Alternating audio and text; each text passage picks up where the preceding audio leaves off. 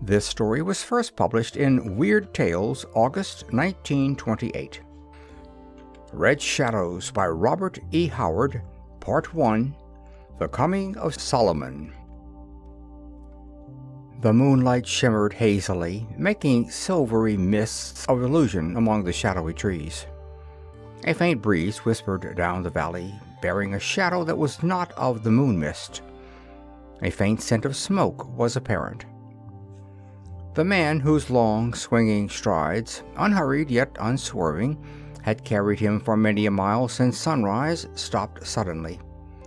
A movement in the trees had caught his attention, and he moved silently toward the shadows, a hand resting lightly on the hilt of his long, slim rapier. Warily he advanced, his eyes striving to pierce the darkness that brooded under the trees. This was a wild and menacing country. Death might be lurking under those trees. Then his hand fell away from the hilt, and he leaned forward. Death indeed was there, but not in such shape as might cause him fear.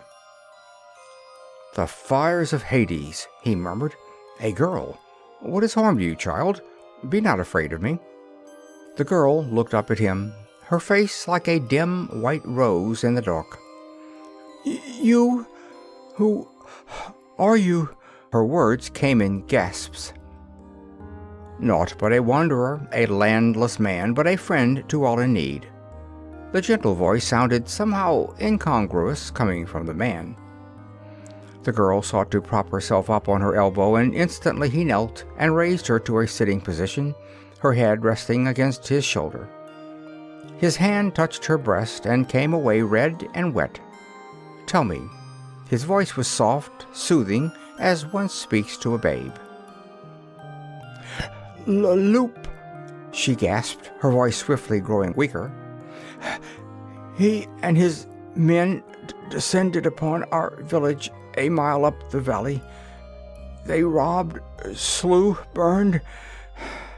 "That, then, was the smoke I scented," muttered the man. "Go on, child." "I ran. The wolf pursued me and caught me."